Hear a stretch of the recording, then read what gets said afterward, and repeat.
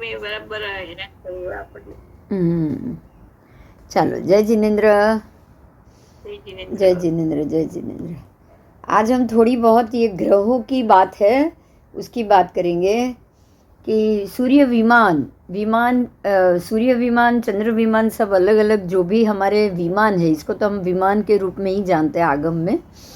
तो ये विमान घूम रहे हैं, बराबर आकाश में। ये नियत समय से नियत समय के अंदर घूम रहे हैं। जैसे कि हर 24 घंटे में सूर्य विमान आपको एक उसका आधा चक्र पूरा करेगा। 2 सूर्य है तो एक सूर्य आधा चक्र पूरा करेगा, दूसरा आधा। तो इस प्रकार से 2 दिन में पूरे जम्बू द्वीप के एक सूर्य 2 दिन के अंदर एक चक्र लगा के वापस आएगा। तो ये जो चक्र लगा रहा है, जो घूम रहा है, वो किस कारण कैसे घूम रहा है, तो उनका विमान, सूर्य और चंद्र दोनों का विमान 16,000 देव कर रहे हैं। कितने कर रहे हैं? 16,000 देव। मतलब कि हर एक दिशा में 4-4 हजार देव है, हर एक दिशा में। और उसके बाद ग्रह की बात की, सूर्य चंद्र इंद्र है तो उनको उनका विमान भी बड़ा है, इसलिए आपको दिखाई दे रहा है। और ग्रह नक्षत्र है, उनके विमान छोटे हैं, इसलिए आपको बहुत छोटे बिंदु के रूप में ही दिखाई दे रहे हैं, बराबर। ऐसे ज़्यादा दूर नहीं है, सब नज़दीक नज़दीक ही आसपास ही है। तो अलग अलग साइज होगी तभी आपको कोई बिल्कुल छोटा और कोई बड़ा दिख रहा है, बराबर ना। બરાબર. हाँ, बाकी है तो सब ज्योतिष चक्र के अंदर 10-10 योजन छोड़ के ही है। लेकिन सूर्य चंद्र के बिंब बहुत बड़े हैं तो उनको 16-16 हजार देव चाहिए। ग्रह विमान को 8,000 देव चाहिए और नक्षत्र विमान का वहन करने के लिए 4,000 देव और तारा विमान का वहन करने के लिए 2,000 देव, बराबर। हाँ, तो इस प्रकार से धीरे धीरे ये दुगुने 4 गुने होते जाते हैं विमान को वहन करने वाले देव। जितना विमान बड़ा होगा उतने उनके देव ज़्यादा चाहिए वहन करने के लिए। अब हर एक विमान के, फिर ग्रह हो, नक्षत्र हो, तारा हो या सूर्य चंद्र हो, हर एक विमान में पूर्व दिशा में जो देव है वो सिंह स्वरूप के है। कैसे? पूर्व में सिंह, वो देवों का जो सूर्य चंद्र विमान के 16,000 देव है तो 4-4 हजार 4 दिशा में हो गए। तो उनके जो देव हैं पूर्व दिशा के सिंह, दक्षिण दिशा में जो देव है वो महाकाय हाथी के रूप में, बड़े एकदम बड़े से बड़े हाथी। पश्चिम दिशा के जो देव है वो बैल के रूप में, और उत्तर दिशा में जो देव है वो है घोड़े, अश्व के रूप में है। ठीक है, तो ये 4 रूप में, ये सारे देवों का आकार ही ये रूप का, सिंह स्वरूप है, महाकाय हाथी का स्वरूप है, बैल का स्वरूप है और घोड़े का स्वरूप। अब सूर्य चंद्र ग्रह नक्षत्र तारा एक एक से एक तेज गति से चल रहे हैं। ठीक है, मतलब चंद्र सबसे कम गति में, उससे ज्यादा गति सूर्य की, उससे ज्यादा गति ग्रह की, उससे ज्यादा गति नक्षत्र की, और तारा तो उससे भी ज्यादा गति वाले। मतलब सबसे तेज तारा है और सबसे कम गति चंद्र की। अब तारा, नक्षत्र, ग्रह, सूर्य, चंद्र ऐसे एक के बाद एक। लेकिन देखो, जिसकी स्पीड ज्यादा है ना उसकी रुद्धि कम है, बराबर। आप ऐसे याद रखना, जो स्पीड में सबसे ज्यादा तारा, पर उसकी जो रिद्धि सिद्धि होनी चाहिए, वो देव उनके होने चाहिए, तो वो तो बहुत कम, मुश्किल से 500 देव। कितने देव? एक दिशा के 500. एक दिशा में 500, दूसरे में 500, तीसरे में 500, चौथे में 500, टोटल 2,000 देव। उसके बाद है नक्षत्र की रिद्धि तारा से थोड़ी ज़्यादा हो गई, स्पीड उसकी तारा से कम है, तारा से थोड़ी स्पीड कम है लेकिन रिद्धि ज़्यादा है। और उसके जो देव हैं वो है 4,000 देव, मतलब हर एक दिशा में 1,000 डबल देव हो गए। उसके बाद है ग्रह की गति और कम है, वो 2 से कम है, लेकिन देव इनके 8,000 है, मतलब हर एक दिशा के 2-2 हजार देव। उसके बाद आ रहा है सूर्य की गति ये सबसे भी कम है, जो तारा नक्षत्र है दोनों से कम, सूर्य की गति और ग्रह तीनों से कम,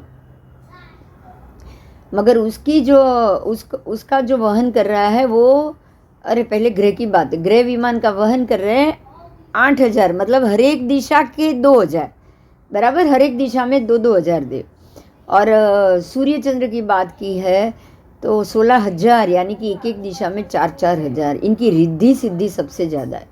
जिसकी गति सबसे कम है उसकी रिद्धि सबसे ज़्यादा है। अच्छा, अब ये तो पूरा ग्रह का पता चल गया। अब नक्षत्र की रचना की बात है। नक्षत्र की रचना में अभिजीत नक्षत्र सर्व से अंदर, मतलब शुरुआत का नक्षत्र गिनना है, और जो पूरे नक्षत्र चक्र का एरिया है उसमें भी वो सबसे अंदर के भाग में है, अंदर के भाग में। और जो सबसे सब नक्षत्रों के बाहर जो नक्षत्र है वो है मूल नक्षत्र। वो सारे 28 नक्षत्रों में सबसे बाहर है। अच्छा, जो नक्षत्र की रचना है नक्षत्र पट की, पूरे ऐसे गोल पट्टी के रूप में, जैसे टायर होता है ना, ऐसा गोल बड़ा चक्र होता है टायर की जैसा, तो उसमें सबसे ऊपर में तारा है वो है सबसे ऊपरी तारा। हाँ, ध्रुव का तारा? नहीं नहीं नहीं, ये तो आपने नक्षत्र की बात कर रही है। तो ध्रुव का तारा तो तारा में आ गया, ध्रुव का तारा तारा आ गया। ये नक्षत्र में भी तारा से ही बनता है ना। हाँ, नक्षत्र के भी हर एक के तारे हैं, हमने पहले पढ़ लिया, एक एक के अलग अलग अलग संख्या के तारे हैं। तो इसमें जो है वो नक्षत्र सबसे ऊपर मूल नक्षत्र है, सबसे बाहर मूल नक्षत्र है, सबसे ऊपर स्वाति नक्षत्र है और सबसे नीचे भरणी नक्षत्र है, बराबर। अब सूर्य और चंद्र के बीच में ही सारे ग्रह नक्षत्र होते हैं। सूर्य और चंद्र के बराबर नीचे और बराबर ऊपर तारा होते हैं, बराबर। सूर्य, चंद्र और सूर्य के बराबर नीचे भी तारा है और ऊपर भी तारा, तारा दोनों जगह है। जो ज्योतिष चक्र है ना, उसमें तारा दोनों जगह। उसके बाद ताराओं के परस्पर जघन्य अंतर 500 धनुष, मतलब कि एक तारे से दूसरा तारा 500 धनुष कम से कम हो गया। जघन्य यानी कम से कम अंतर। 500 धनुष से अंदर कोई भी तारा नहीं होगा, दो तारा साथ में नहीं होते। 500 धनुष के बाहर ही होगा, एक तारे से दूसरा तारा 500 धनुष से बाहर ही होगा। और उत्कृष्ट मतलब 4,000 धनुष, ये दो गांव से तो दूर एक तारे के बाद दूसरा तारा होगा ही होगा, बराबर।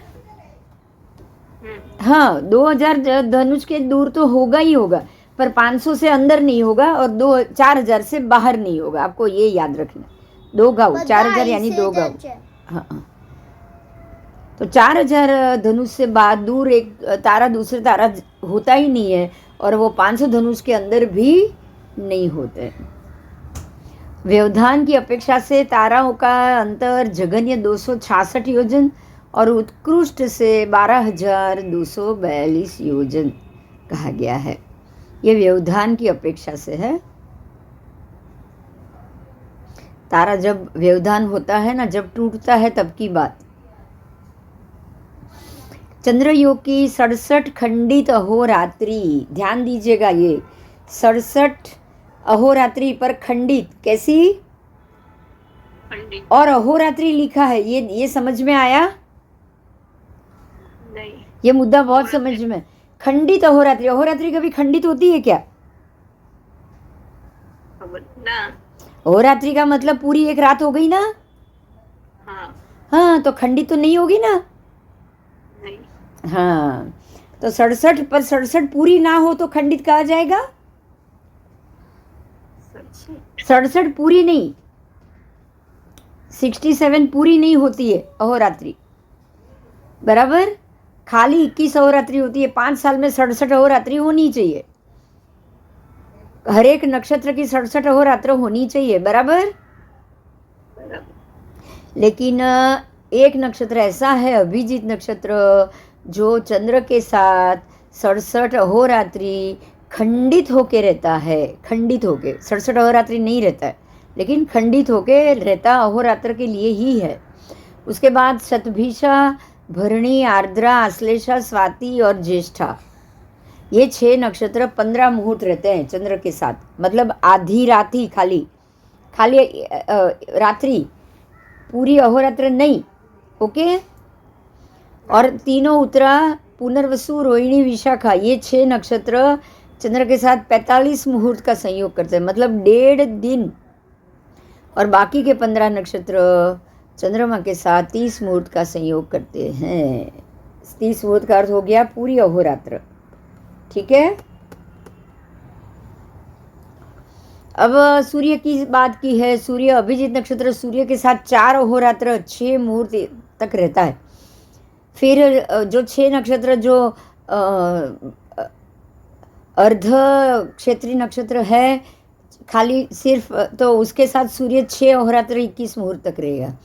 उसके बाद तीनों उत्तरा नक्षत्र रोहिणी पुनर्वसु विशाखा, ये 6 नक्षत्र जो 1.5 दिन के हैं, 1.5 क्षेत्रीय, उसके साथ 20 अहोरात्र और 3 मुहूर्त तक सूर्य प्रत्येक नक्षत्र के साथ भ्रमण करेगा। और बाकी के 15 जो नक्षत्र है वो 13 अहोरात्र और 12 मुहूर्त तक सूर्य के साथ भ्रमण करेंगे। ये सूर्य के साथ नक्षत्र कब रहेगा, किसके साथ होगा?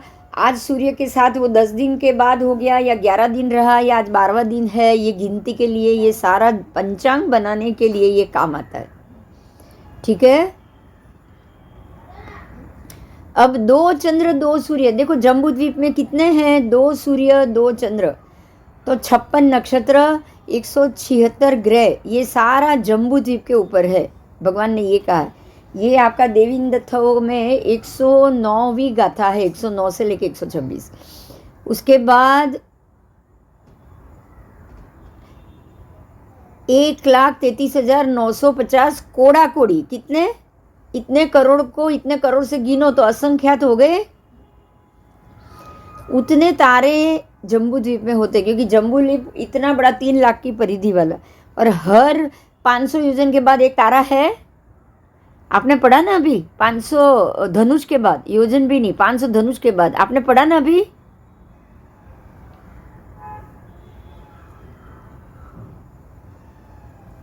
आओ, लवण समुद्र में 4 चंद्र 4 सूर्य, 112 नक्षत्र 352 ग्रह। ऐसे ही घातकी खंड में 12 चंद्र 12 सूर्य 336 नक्षत्र 1056 ग्रह, और 8,03,700 कोड़ा कोड़ी तारागण है। कालोदधी समुद्र में तेजस्वी किरणों से युक्त 42 चंद्र 42 सूर्य 1176 नक्षत्र 3696 ग्रह और 28,12,950 कोड़ा कोड़ी तारा। इसी तरह पुष्कर द्वीप में भी 144 चंद्र 144 सूर्य 4,032 नक्षत्र 12,632 ग्रह 96,44,400 कोड़ा कोड़ी तारा। ठीक है। और अर्ध पुष्कर अगर आप करोगे तो उससे आधा 72 चंद्र 72 सूर्य आदि विचरण करते हैं। इस तरह पूरे मनुष्य लोक को 132 चंद्र 132 सूर्य 11,616 महाग्रह 3,696 नक्षत्र और 88,40,700 कोड़ा कोड़ी तारागण उसका समूह प्रकाश देता रहता है। तो संक्षेप से ये मनुष्य लोक का ये नक्षत्र समूह हुआ। आ रही है ना बराबर? हाँ। अब दोनों सूर्य की गति की बात है। दोनों सूर्य बिल्कुल नियम पूर्वक, क्योंकि उनकी गति भी फिक्स है, समय भी फिक्स है। बराबर 24 घंटे के बाद एक सूर्य भरत में उदित होगा, तब दूसरा सूर्य ऐरावत में उदित होगा, बराबर 24 घंटे में। तो इनकी गति भी स्थिर है, नियत है, नियम पूर्वक है, और उनका उदय अस्त भी नियम पूर्वक है।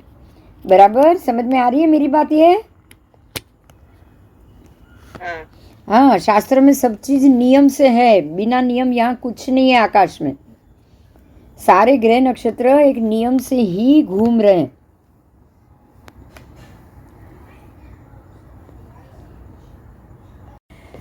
तो ये दोनों सूर्य, अच्छा ये नियम से कैसे आ जाए आप समझो। देखो चंद्र सूर्य घूम रहे, नक्षत्र घूम रहे, और घूम तो ये रहे, उनको देव घुमा रहे हैं, बराबर।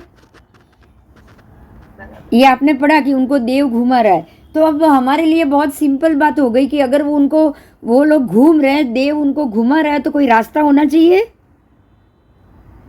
हाँ, बिना रास्ते तो कोई घूमेगा नहीं, बराबर। उनका विमान और देव उठा के उनको लेकर चलाते हैं और घूमते हैं, तो बिना रास्ता क्या वो घुमा सकते हैं? नहीं, नहीं घुमा सकते ना, नहीं, नहीं घुमा सकते। तो ऐसा रास्ता तो होना ही चाहिए आकाश में, जैसे हमारे यहाँ राजमार्ग होता है, 2 लेन 4 लेन 8 लेन ऐसे होते हैं ना, हाईवे होते हैं ना, बोलो। हाँ, तो ऐसे ही इनके भी हाईवेज हैं, वो रास्ता है चलने का, जिसको बोला गया है मंडल, ज्योतिष चक्र और मंडल। सूर्य के कितने मंडल हैं? 184। तो ये उनके 184 पथ हो गया, रास्ता हो गया, हुआ कि नहीं, बोलो। हाँ, हाँ हुआ। चंद्र के 15 मंडल, चंद्र के 15 मंडल और नक्षत्र के 8 मंडल, ये तीनों के मांडले बताए गए हैं शास्त्र में। चंद्र के 15 मंडल है, नक्षत्र का तो पूरा समग्र नक्षत्र के टोटल 8 मंडल, जो हमारे 28 नक्षत्र है वो 8 मंडल के अंदर है, और सूर्य के घूमने आने जाने के 184 मंडल, बराबर। तो ये बिल्कुल ऐसे मंडल ऐसे गोल बने हुए, गोल बंगड़ी की तरह, ऐसे गोल, ऐसे गोल वो घूमते हैं। अब वो नियम पूर्वक चल रहे हैं। तो एक उनका आनुपूर्वी से आसन्न हुआ क्षेत्र, उसको क्या नाम दिया है परमात्मा ने? आनुपूर्वी से आसन्न हुआ क्षेत्र, बराबर।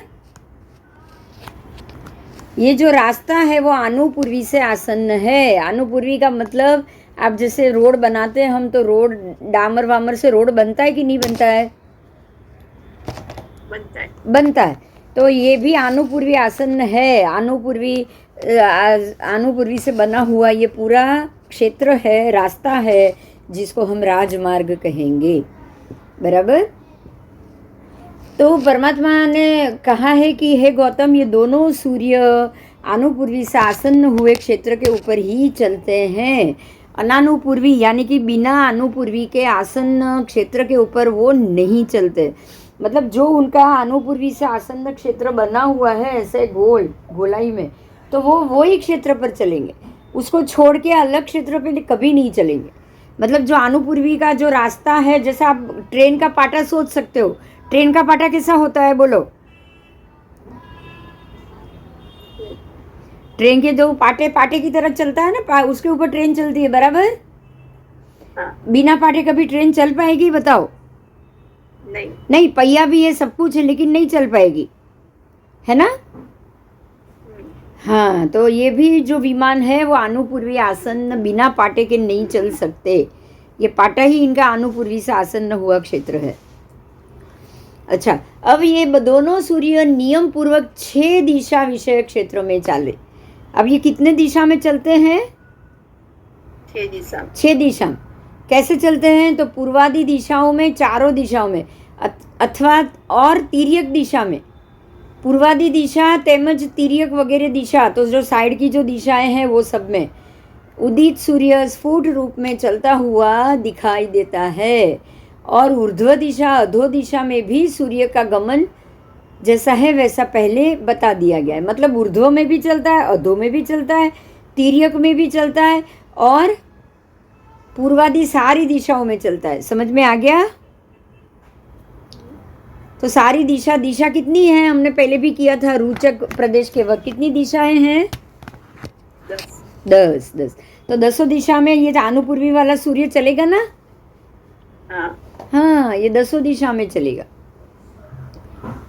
आओ, अथवा अब दूसरी बात, हे गौतम, दोनों सूर्य अपने तेज से व्याप्त हुए क्षेत्र रूप वस्तु का प्रकाशन करते हैं। मतलब कि जो क्षेत्र रूप जो भी वस्तु आएगी, क्षेत्र रूप वस्तु तो क्या हुआ? जैसे क्षेत्र रूप वस्तु का मतलब है कि भाई जितने क्षेत्र में वो चलता है, जितने क्षेत्र में उसका प्रकाश जाता है, वो सारी वस्तु दिखाई दे। बराबर। अगर ये जम्बू के भरत में होगा, चल रहा होगा, तो भरत की सारी चीज आप देख पाओगे। लेकिन जब वो जम्बू के भरत में चल रहा है, तब महाविद्य में नहीं चल रहा है, तो वहां रात्रि है, तो वहां आपको कुछ भी दिखाई देगा? नहीं। ऐसे ही भरत में से जब वो महाविद्य में चला गया, तो महाविद्य में क्षेत्र रूप वस्तु को दिखाई देगा। लेकिन तब भरत में अंधेरा है, तो रात्रि है, तो क्या भरत में आप कुछ देख पाओगे? नहीं। मतलब ये हो गया कि ये सूर्य, दोनों सूर्य अपने तेज से व्याप्त हुए क्षेत्र के वस्तु का ही प्रकाशन करते हैं। मतलब कि ये दोनों सूर्य जो क्षेत्र में है, वो क्षेत्र को ही प्रकाश देते हैं। बराबर। बाकी को प्रकाश नहीं देते, मतलब उसका प्रकाशन ही नहीं करते। कोई भी वस्तु पड़ी है, वो आपको दिखाई ही नहीं देगी। ठीक है ना? अपने तेज से अव्याप्त वस्तु का प्रकाशन नहीं करते हैं। अर्थ ये हुआ कि जो एरिया में वो व्याप्त है, उनका तेज है, वो जगह पर अगर उनका तेज व्याप्त नहीं है तो प्रकाशन नहीं करेंगे, और अगर उनका तेज व्याप्त है वो जगह में, तो ही उसका प्रकाशन करेंगे। ठीक है? तो इसका मुख्य जवाब देखो किस प्रकार से भगवान दे रहे हैं। सुनो, हे गौतम, वो दोनों सूर्य द्वारा जो अवभासन, मतलब दिखना नहीं दिखना, ऐसी कोई क्रिया करना जो भी होती है, वो अतीत में नहीं की जाती, अनागत में भी नहीं की जाती, लेकिन वर्तमान क्षेत्र में ही की जाती है। बात समझ में आई? समझ में आई? नहीं। देखो, जो क्षेत्र में सूर्य है, उसी का प्रकाश, उसी को प्रकाश देता है। बराबर।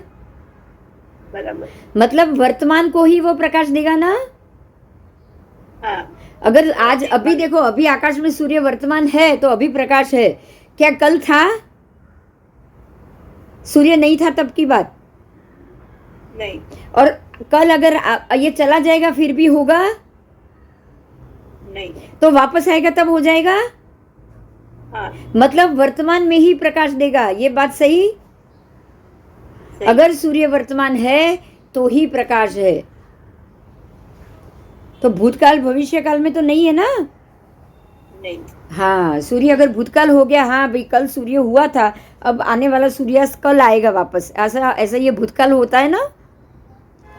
हाँ भाई, कल शाम को अस्त हुआ था, उसके बाद आज सुबह आएगा, तो कल था, सुबह आएगा, तो ये दोनों भूतकाल भविष्यकाल हो गया। तब तो आपको कुछ नहीं प्रकाशित होगा।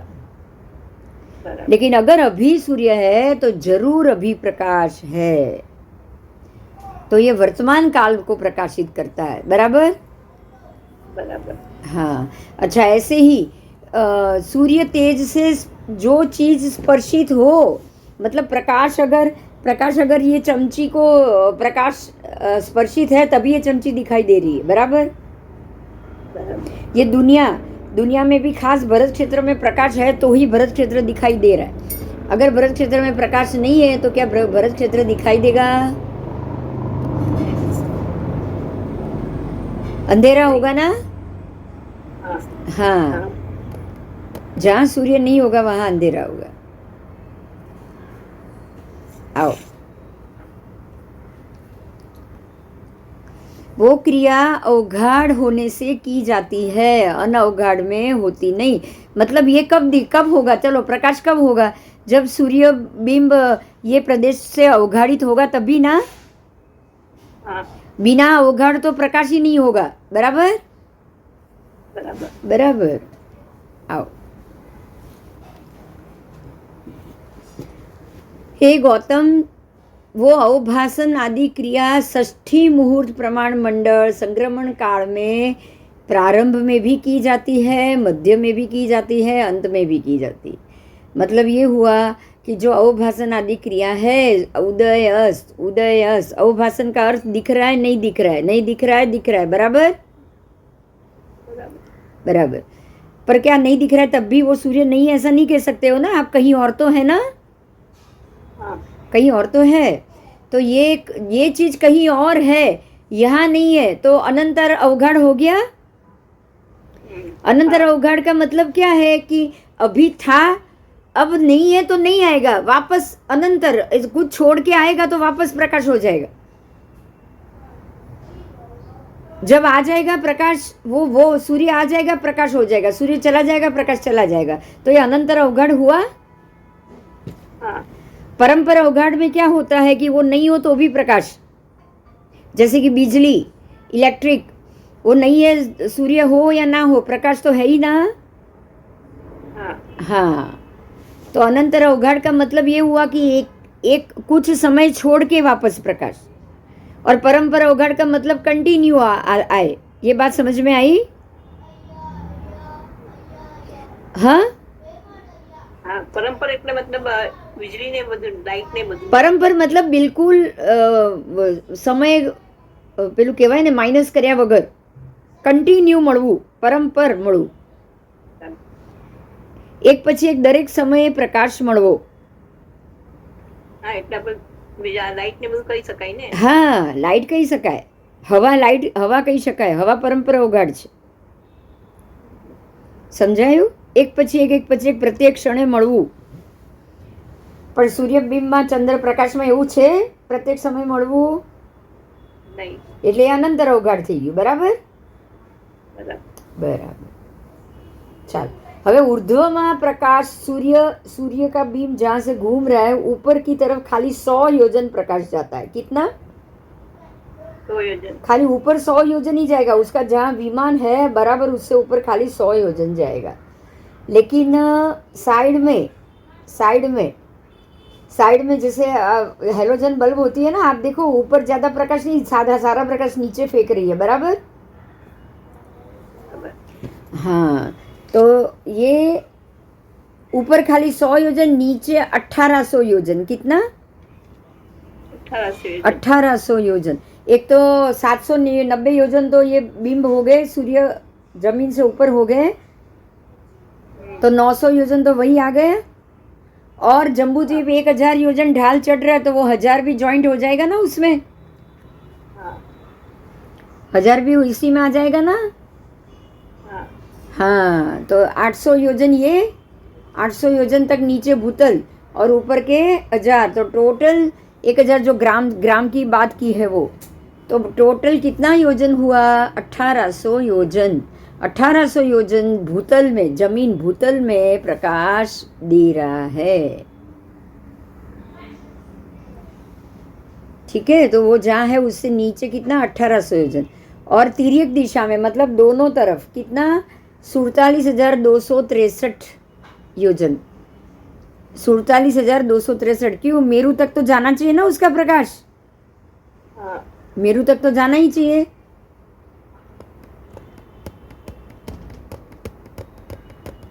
इसीलिए आओ, अब यहाँ के सूर्य इतना देंगे, वहाँ के तो ज़्यादा ही देंगे ना. घातकी खंड के तो मतलब क्या हुआ पता है? कोई भी सूर्य बिंब को आप अगर वो मेरू, हमारे में जम्बू में मेरू 1,50,000 योजन में आ जाता है, इसलिए प्रकाश अटक गया. घातकी खंड में तो 3 लाख तक मेरू आता ही नहीं है, तो अटकेगा क्या प्रकाश? नहीं. मतलब प्रकाश को कोई अटकाव मिलेगा तो ही अटकेगा, नहीं तो लंबे दूर दूर तक जाएगा. बराबर बराबर. आओ,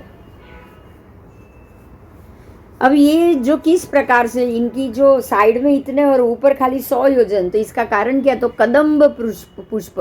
आपको वो सनफ्लावर पता है ना, कदम्ब जैसा, वो है ना ऊर्ध्व मुख ऐसे होता है, ऐसे ऐसे और ऐसे.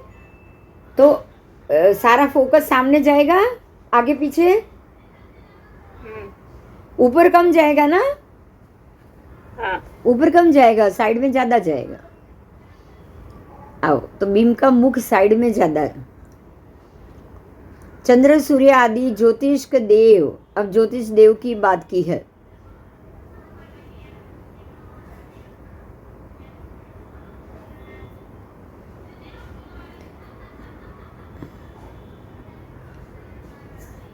अब यहाँ जवाब दिया है कि 1121 योजन छोड़ के, 1121 योजन कहाँ से छोड़ के?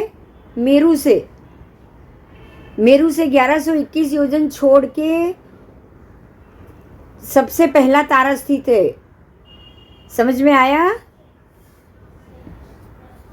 मेरू से 1121 योजन छोड़ के सबसे पहला तारा है, तो इसीलिए मेरू से 1121 योजन छोड़ के सुमेरु पर्वत की प्रदक्षिणा करता रहता है। ये तो तारा है इतना नज़दीक, सूर्य तो वैसे भी 45,000 योजन ही दूर है, बराबर? सूर्य तो बहुत दूर है, 45,000 और 47,000 योजन दूर, और तारा सबसे नज़दीक है, इसलिए 1121 बोला है। अब इंद्रच्युत हो तब क्या होता है? सूर्य चंद्र आदि ज्योतिष देव जब इंद्र का च्यवन हो जाए तब उस समय पे क्या करते हैं? जब इंद्र का आयुष्य पूरा हो गया और उनका च्यवन हो गया, उनकी आयु पूर्ण करके वो वहाँ से निकल गए, तब उस समय 4 या 5 सामानिक देव एक सम्मति से मिलकर ये पूरी व्यवस्था है उसको संभाल लेंगे जब तक दूसरा इंद्र नहीं आएगा। तो जैसे हमारे में वड़ा प्रधान की व्यवस्था है वैसे ही यहाँ पे भी है, बराबर? हाँ, वड़ा प्रधान कहीं इधर उधर हो जाए या उनको कुछ हो जाए, जब तक दूसरा इलेक्शन या वड़ा प्रधान नियुक्त ना हो तब तक वो जो राज्यपाल और वो सब संभालते हैं ना, राष्ट्रपति संभालता है। राष्ट्रपति शासन आता है कि नहीं आता है? आता है। बस इसीलिए इसी तरह यहाँ ऐसे होगा। आओ अभी देखो, ये नक्षत्र पट का पिक्चर है, उसको समझो।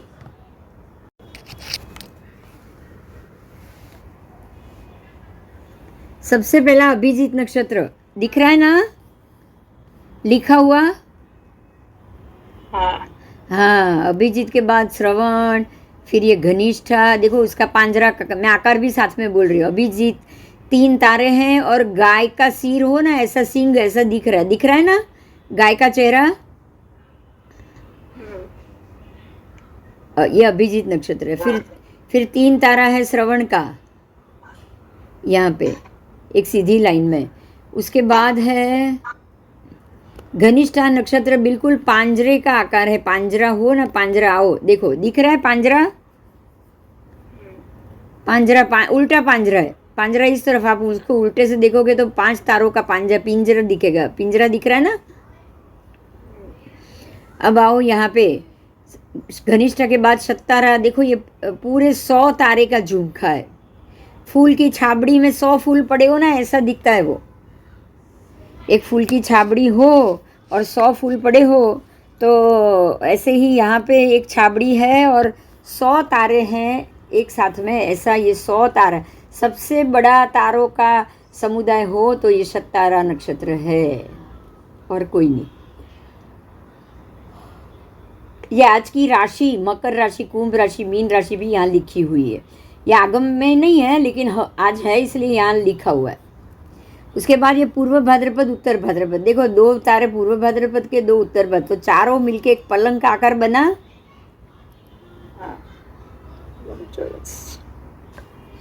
उसके बाद आया रेवती नक्षत्र, 32 तारों का समूह है ये, 32, और ये बिल्कुल वाहन होता है ना, बड़ा बड़ा शिप बोट में, उसके जैसा दिख रहा है। फिर है अश्वनी, अश्वनी देखो 1 2 3, घोड़े का चेहरा दिखेगा, दिख रहा है? हाँ। फिर ये भरणी नक्षत्र, इसके भी 3 तारे। उसके बाद है कृतिका,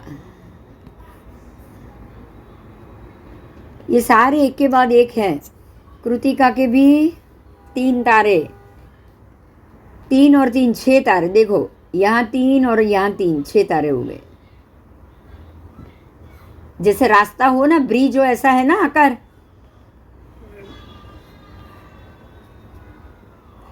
आओ, उसके बाद है रोहिणी, रोहिणी नक्षत्र का आकार गाढ़ा जैसा है, गाढ़ा हो ना, काट ऐसा।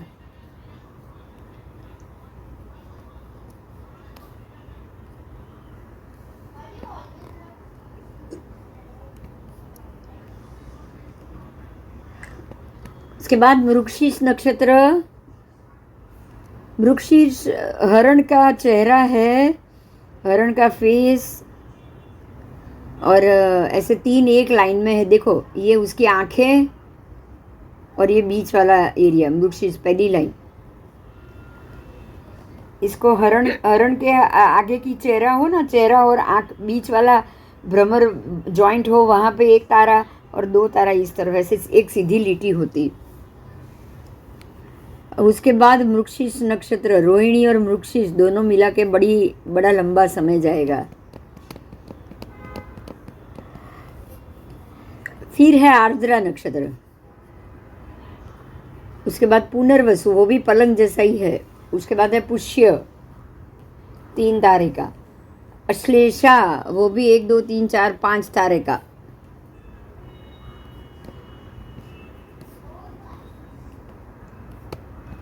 फिर है मघा। देखो दातरडा जैसा आकार हो गया, इसको दातरडू कहा गया है। मघा का एंड जो है 4 वो हाथ हैंडल, वो है पूर्वा फाल्गुनी। आगे के 2 तारे पूर्व फाल्गुनी, पीछे के 2 तारे उत्तरा फाल्गुनी, बिल्कुल पलंग का आकार होता है ये। फिर है हस्त, हस्तक भी हाथ हथेली होगी ऐसी, देखो ऐसी हथेली।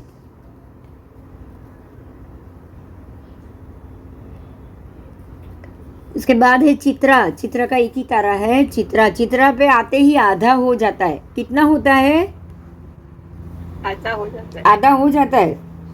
अब वहां से शुरू होगा आषाढ़ महीना, उत्तरा श्रवण से, और यहाँ आते आते पोष महीना आ जाएगा चित्रा में। अरे पोष भी नहीं, अश्वनी अश्वनी आ जाएगा। कौन सा आ जाएगा? अश्वनी। अश्वनी, अश्वनी। तो आपका तारा मंडल आधा हो गया, क्योंकि आपके 2 तारा मंडल मिलके 1 महीना खत्म करेंगे, बराबर। आधा तारा मंडल हो गया है चित्रा में। आपने शुरू किया था पूर्वाषाढ़ा से, उत्तराषाढ़ा और अभिजीत से शुरू किया था। अब ये चित्रा आया, चित्रा के बाद ये स्वाति नक्षत्र, उसके बाद विशाखा भी बिल्कुल 4 बड़ा तारा का एरिया और पलंग जैसा दिख रहा है आपको। फिर है अनुराधा, अनुराधा में देखो बराबर वृश्चिक राशि आ गई, बिच्छू का आकार हो रहा है, दिख रहा है आपको? ये आगे का उसका पूरा दोनों पैर के साथ, और ये पीछा उसका पीछे का करोड़रज्जु, और ये देखो उसकी पूरी पीछे की पूंछ हुई टर्निंग वाली, ये बिच्छू का आकार हो गया। तो उसमें भी आगे अनुराधा, अनुराधा के बाद ज्येष्ठा नक्षत्र का तारा आएगा, और उसके बाद यहाँ जो पूंछ है वो एरिया में आएगा मूल। कौन सा नक्षत्र? मूल। और फिर पूर्वाषाढ़ा उत्तराषाढ़ा, ऐसे ये 2 तारा, यहाँ नीचे 2 तारा है, वो थोड़ा दिख नहीं रहा है, प्रिंटिंग में नहीं आया। तो 2 और 2 4, तो 2 तारा ये आएगा, 2 तारा पीछे का आएगा। सारे ही उत्तरा में ऐसे 2-2 तारे का ही समूह आता है। ठीक है, तो वो भरत का हुआ, ये दूसरा ऐरावत का। ऐरावत का भी ऐसे ही वापस सेम टू सेम तारे, जैसे भरत में आ गए नक्षत्र, वैसे ही यहाँ भी यही नक्षत्र। देखो फिर से मैं बोल रही हूँ, जैसे वहाँ शुरू हुआ था पूर्वाषाढ़ा उत्तराषाढ़ा, हुआ ये भी पूर्वाषाढ़ा उत्तराषाढ़ा, फिर मूल, क्योंकि यहाँ से ये उल्टा शुरू होगा ना, इसलिए उल्टी लाइन आएगी। आपको यहाँ भी देखो तो अभिजीत, श्रवण, घनिष्ठा, सत्तारा, पूर्व भाद्रपद, उत्तर भाद्रपद, रेवती, अश्वनी, भरणी, कृतिका, फिर रोहिणी, मृगशीर्ष, आर्द्रा, पुनर्वसु, पुष्य, अश्लेषा, मघा। ठीक है, पूर्व फाल्गुनी, उत्तरा फाल्गुनी, हस्त, चित्रा, स्वाति, विशाखा, सब है इसमें। देखो अभी आएगा, 1 मिनट, देखो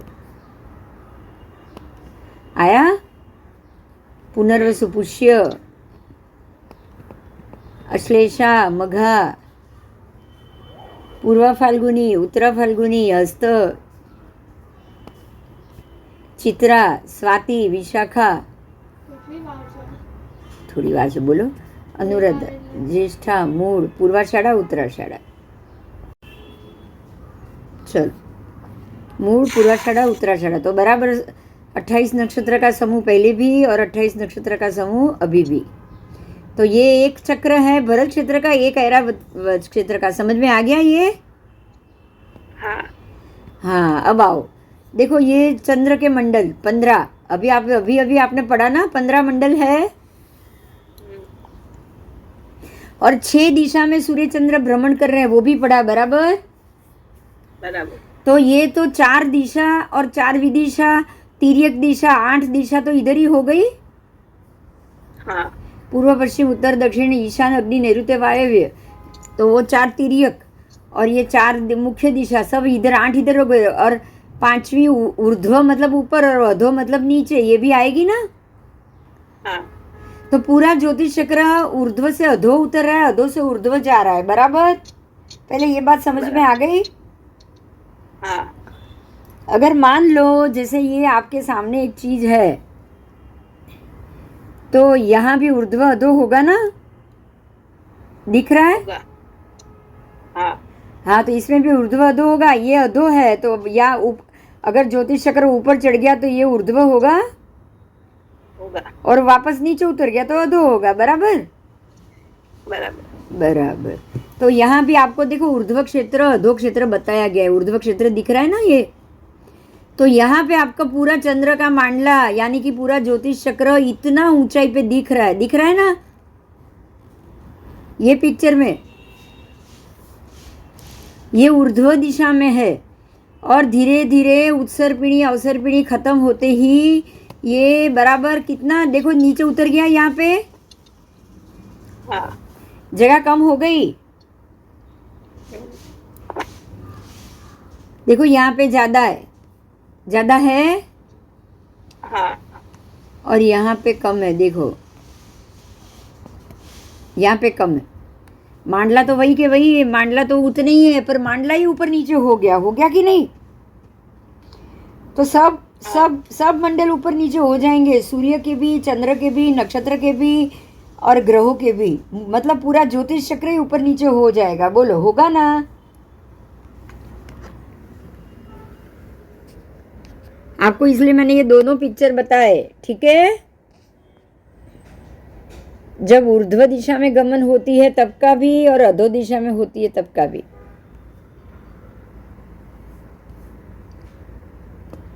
ये है ऊर्ध्व क्षेत्र गमन और ये है अधो क्षेत्र गमन।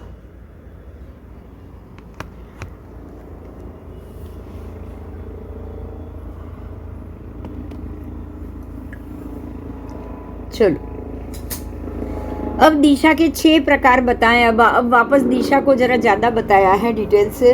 दिशा के 6 प्रकार है, पूर्व पश्चिम उत्तर दक्षिण, ये 4 मुख्य जो तिर्यक में है, और ऊर्ध्व अधो, ऐसे 6 मुख्य दिशा। पर पूर्व पश्चिम उत्तर दक्षिण के साथ साथ और 4 विदिशा भी आ जाएगी ना, क्योंकि वो सब एक ही लेवल पे है, बराबर? हाँ, आओ।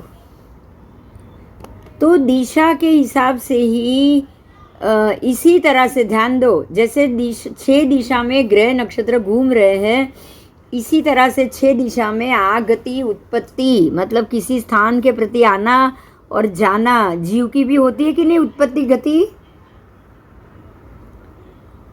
तो जीव की गति भी इस तरह 10 दिशा में होगी, बराबर? हाँ, तो इस प्रकार से आगति, फिर उत्पत्ति, व्युक्रांति, उत्पत्ति स्थान में उत्पन्न होना, आहार शरीर की वृद्धि होना, शरीर की विकुर्वणा, गति पर्याय, चलना, वेदनादि समुद्घात, दिन रात आदि काल का समय संयोग, अवधि ज्ञान आदि सारे विशिष्ट रूप के ज्ञान और जीवों के स्वरूप को प्रत्यक्ष से जानना है। समझ में आया?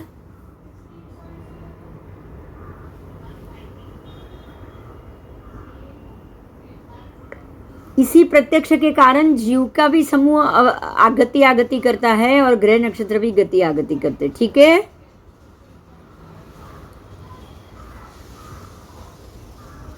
जीवों के स्वरूप को प्रत्यक्ष से जानना है। पुद्गल के अजीवों के स्वरूप को भी प्रत्यक्ष से जानना है। इसी तरह पंचेंद्रिय तिर्यंच और मनुष्य के लिए भी कहा गया है।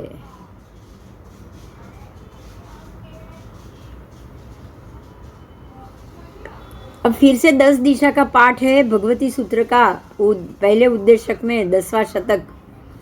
दिशा, समृत, अणगार, आत्मरुद्धि, श्याम हस्ती, देवी, सभा और उत्तर दिशा के अंतर्द्वीप, ये संबंधी ये 10वें उद्देश्यक में 34 उद्देश्यक है।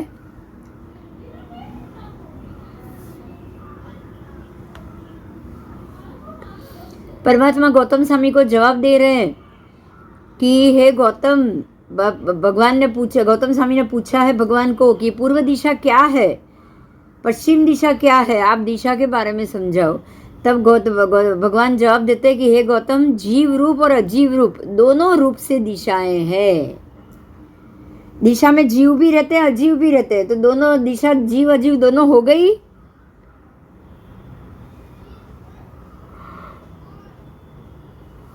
है ना?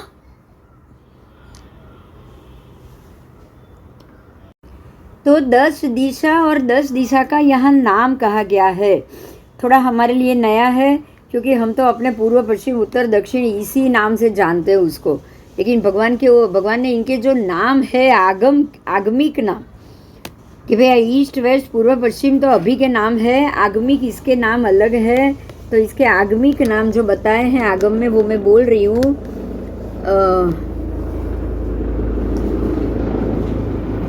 ऐन्द्री यानी कि पूर्व, फिर आग्नेयी यानी अग्नि दिशा, उसके बाद याम्या जो दक्षिण दिशा है, नैऋत्य जो नैऋत्य दिशा है, वारुणी जो वायव्य दिशा है,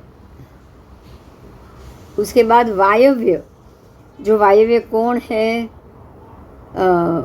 वारुणी पश्चिमी दिशा है, सॉरी, वायव्य जो वायव्य कोण है, उसके बाद सौम्या जो उत्तर दिशा है, और ऐशानी जो ईशान दिशा है, विमला जो ऊर्ध्व दिशा है, और तमा जो अधो दिशा है। ठीक है, तो ये सारे आगम के नाम है, ये हमारे नहीं है, आज के नाम नहीं है, ये आगमिक नाम है। उसके बाद आगे देखेंगे।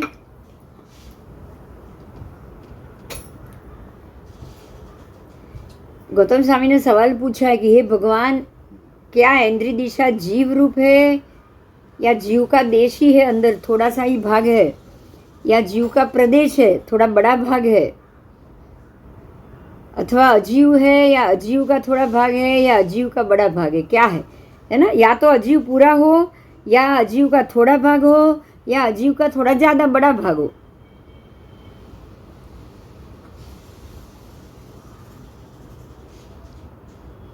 तो परमात्मा ने जवाब दिया है कि हे गौतम, उसमें जो जीव है वो अवश्य एकेंद्रिय बेइंद्रिय से लेके पंचेंद्रिय और अनिंद्रिय तक के है। बोलो, ये सारी दिशाओं में कौन कौन रहता है? ये बोलो, कितना बढ़िया जवाब है भगवान का। कौन कौन रहता है सारी दिशाओं में, बताओ? सब रहते हैं, सब जीव, सब संसारी जीव आ गए सब 10 दिशा में। तो भगवान ने कहा कि अगर ये जीव की अपेक्षा से, ये जो सारे 10 दिशा है वो जीव की अपेक्षा से ये 10 दिशा जीव रूप है। समझ में आया?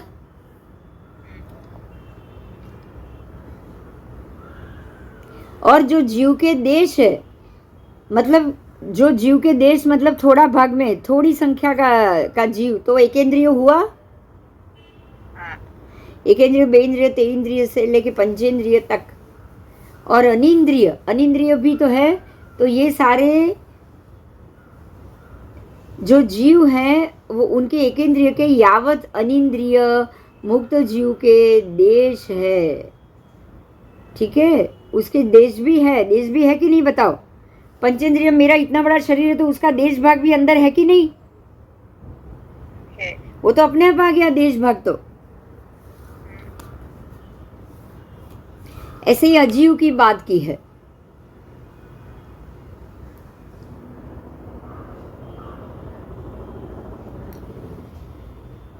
जो अजीव है वो दो प्रकार के, कितने दिशा में जो अजीव है, एक रूपी एक अरूपी, क्योंकि जो दिख रहा है वो रूपी अजीव, जो नहीं दिख रहा है वो अरूपी अजीव। समझ में आया? जैसे ये बादल दिख रहे हैं तो ये कैसे अजीव हो गए? रूपी अजीव। आकाश दिख रहा है ना, धर्मासिका दिख रहा है नहीं, लेकिन है तो सही ना, धर्मासिका अधर्मासिका काल है, तो वो हो गया अरूपी अजीव। समझ में आया? हाँ, अजीव है वो दो प्रकार के, एक रूपी अजीव एक अरूपी अजीव। जो रूपी अजीव है उसके भी चार प्रकार, कितने? चार प्रकार। कैसे? तो स्कंद, देश, प्रदेश, परमाणु। स्कंद, देश, प्रदेश, परमाणु। क्योंकि ये शरीर तो परमाणु, एक परमाणु अकेला तो खाली परमाणु, फिर दो परमाणु इकट्ठे होंगे तो स्कंद बनेगा, देश बनेगा, सॉरी देश बनेगा। फिर और कुछ इकट्ठा हो गया, स्कंद, देश, प्रदेश। दो परमाणु इकट्ठे हुए तो प्रदेश बना, और एक परमाणु इकट्ठे या दो चार हो गए तो देश बना। और पूरा सारा ये शरीर जब बन गया पुद्गल का तो ये स्कंद बना। क्या बना? स्कंद। तो पुद्गल को हमेशा स्कंद कहा गया है, इसीलिए पुद्गल शरीर वो स्कंद प्रदेश है। आओ, और अरूपी अजीव है वो 7 प्रकार के। कितने प्रकार के हैं अरूपी के? तो टोटल 7 प्रकार। मैं बोल रही हूँ 9 धर्मास्तिकाय रूप, धर्मास्तिकाय का देश, धर्मास्तिकाय का प्रदेश, 9 अधर्मास्तिकाय रूप, अधर्मास्तिकाय का देश, अधर्मास्तिकाय का प्रदेश, है ना? अधर्मास्तिकाय का देश भी और प्रदेश भी है कि नहीं? खाली परमाणु नहीं है।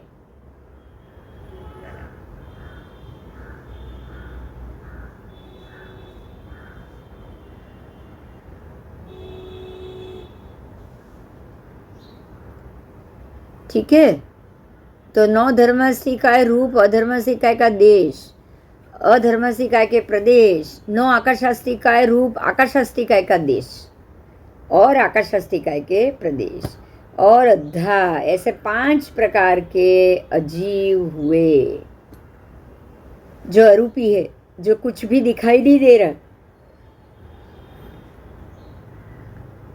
बराबर? 7 प्रकार हो गए। फिर से बोल रही हूँ 7 प्रकार में गिनाती हूँ, सुनो। अजीव, रूपी, अरूपी, अरूपी जीव है वो 7 प्रकार के। रूपी जीव, अजीव के 2 प्रकार, रूपी जीव अजीव, अरूपी अजीव। बराबर?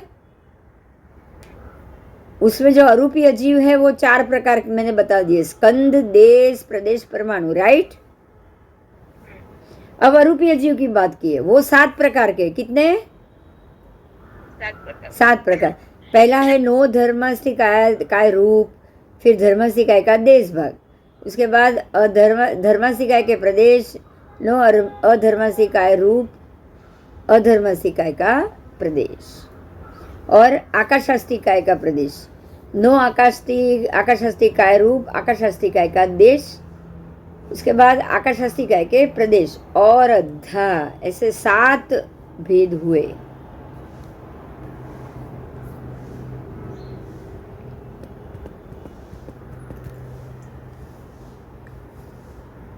एक 1 by 1 બોલવું એટલે સમજ પડી જશે। જો 9 धर्मास्तिकाय रूप, धर्मास्तिकाय का देश, ठीक है।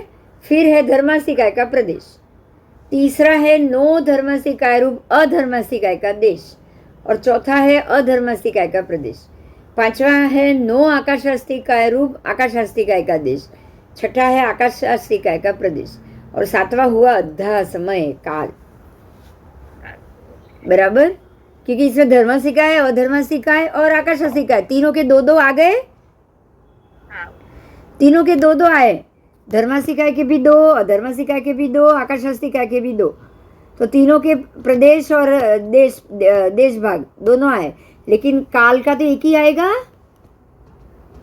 काल का तो सूक्ष्म विभाजन तो होता ही नहीं है, तो काल का खाली प्रदेश आया।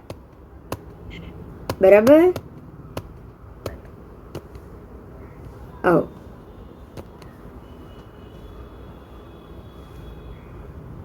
जिस प्रकार से इंद्रिय दिशा में और अरूपी अजीव 7 प्रकार के और रूपी अजीव 4 प्रकार के बताए हैं ना, इसी तरह से 10 के 10 दिशा में यही जानना है। समझ में आई बात? हाँ हाँ, तो सारी दिशाओं को आप एक पूर्व की दिशा की तरह जानेंगे और सारे कोण को आप अग्नि कोण की तरह जानेंगे। बराबर बराबर। अब कहाँ थोड़ा अलग है वो बताया है, मैं बोल रही हूँ।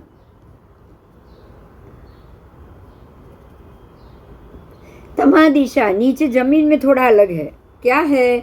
अरूपी अजीव 6 प्रकार, क्योंकि वहां पे काल होता ही नहीं है। नीचे, ऊपर तो प्रकाश है ही, ऊपर तो दिन दिख रहा है,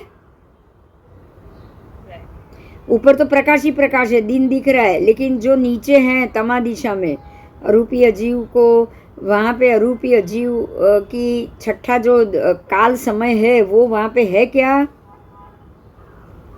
नहीं, वहां कुछ दिखाई नहीं दे रहा है, अंधेरा ही अंधेरा है, कोई प्रकाश नहीं है, वहां कोई समय नहीं है, इसलिए वहां आधा समय नहीं होता।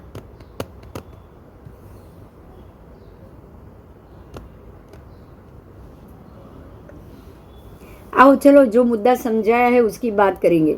अब दोनों सूर्य, एक सूर्य यहाँ पे, एक सूर्य यहाँ पे, चक्रवाल गति से चक्कर काट रहे हैं, बोलो, एक दूसरे के सामने रह के।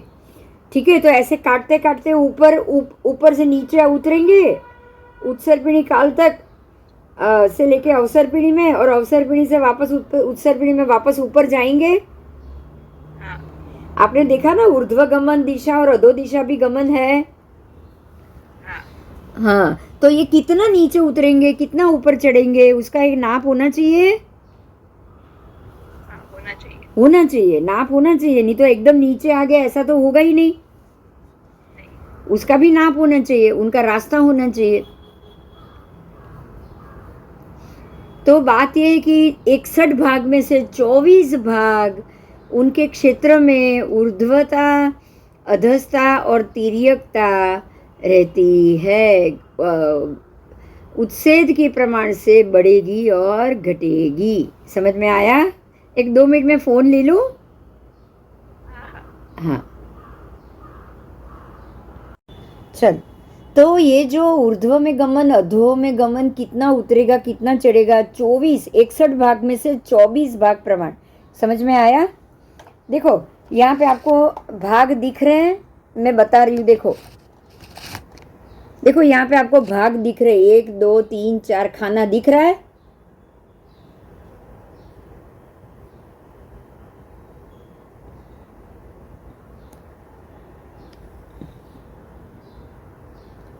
हाँ, आपको यहाँ पे भाग दिख रहे हैं, यहाँ पे खाना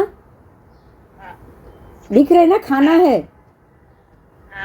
हाँ, तो मान लो कि ये 61 भाग है, 61 खाना, उसमें से 61 में से 24 जितना वो नीचे उतर जाएगा, खाली 24 बचेगा। इतना नीचे उतर गया, यहाँ से यहाँ। समझ में आया?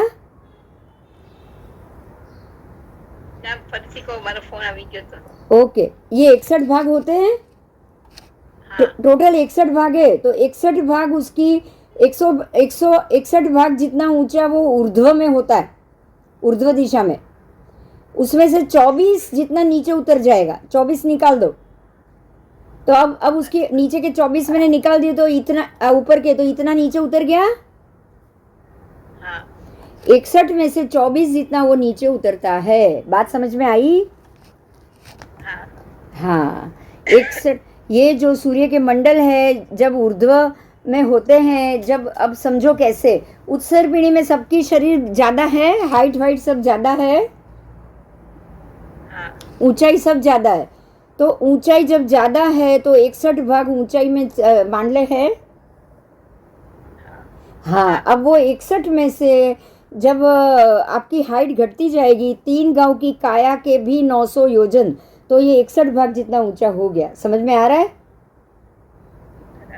बराबर। क्योंकि उनके हाथ की चौड़ाई उनके शरीर के नाप से तो 900 योजन तो ज़्यादा ही हो गया ना हमसे तो। हाँ, उसके बाद धीरे धीरे जैसे जैसे वो 3 गांव की काया से शरीर घटता जाएगा ना, 500 धनुष तक रहेगा, तो ये बिल्कुल मध्य में आ जाएंगे। क्योंकि 500 धनुष वाली की काया से 900 योजन तो वो 3 गांव से तो कम ही हुआ ना। हाँ, और अब तो हम खाली 5 फुट के हैं,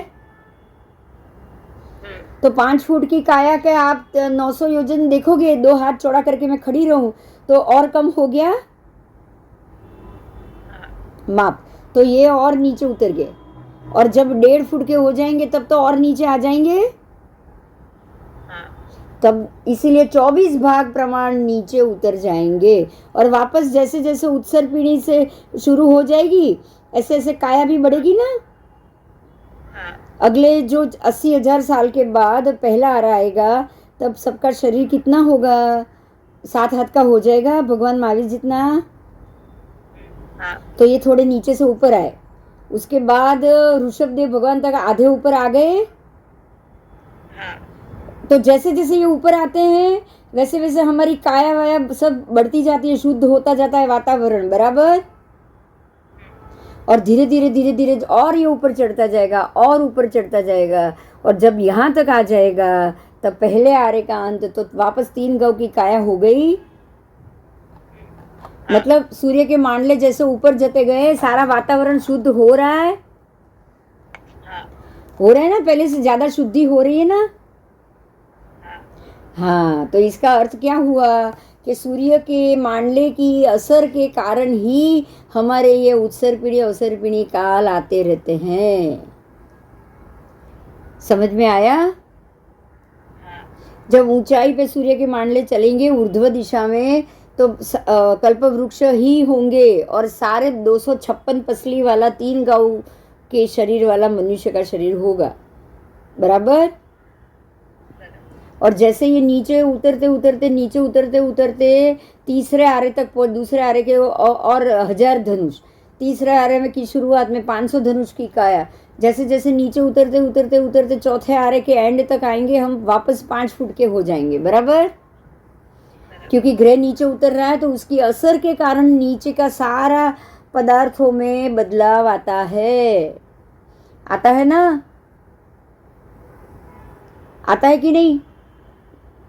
आज के साइंस के हिसाब से देखोगे तो जो आपका जो ओजोन वायु घट रहा है ना,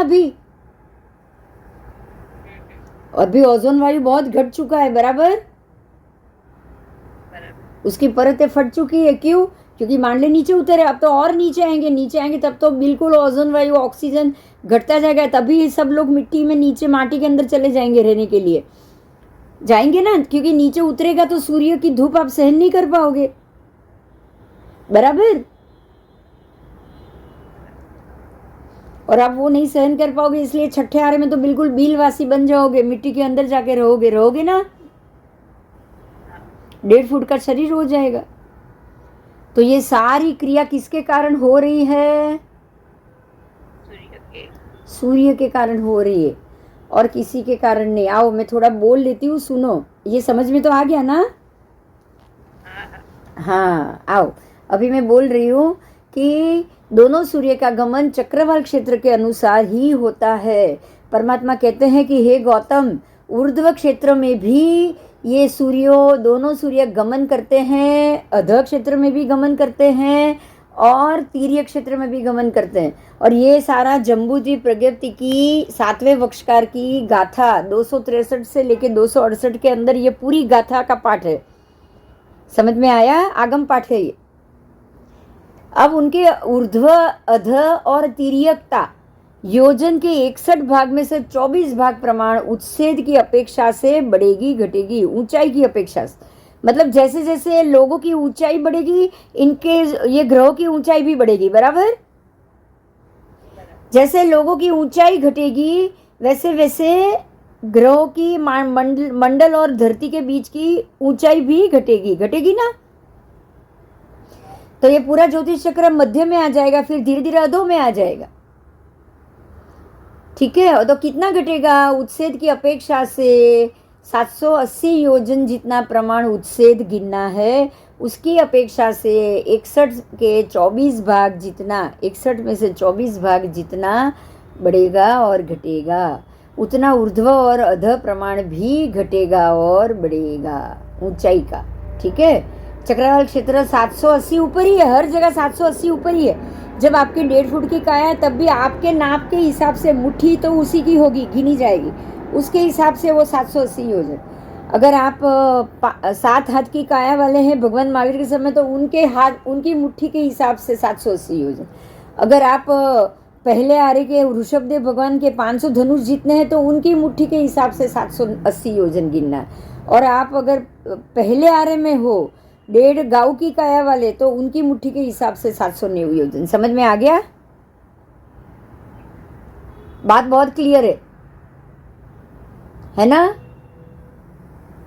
नहीं समझ में आया हो तो पूछो कुछ।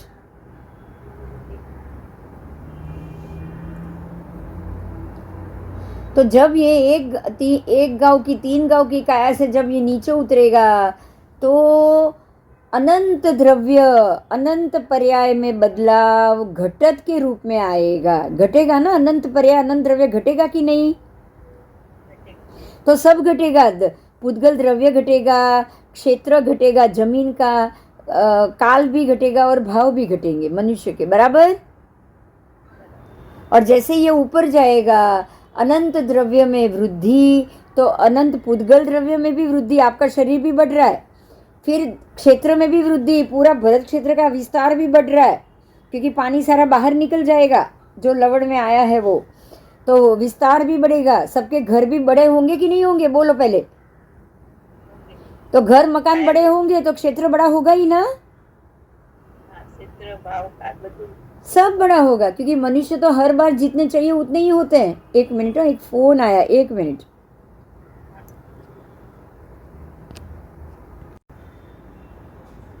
चलो, तो ये जो 3 गांव की काया है, उसके प्रमाण में जैसे जैसे समय आगे निकलेगा, तो ऐसे ऐसे लोगों की जगह के हिसाब से, शरीर के हिसाब से उनको जगह भी बड़ी चाहिए कि नहीं चाहिए? बताओ। मनुष्य तो हर समय संख्याता ही होते हैं, बराबर। तभी भी 90 करोड़ पदार्थी थे ना,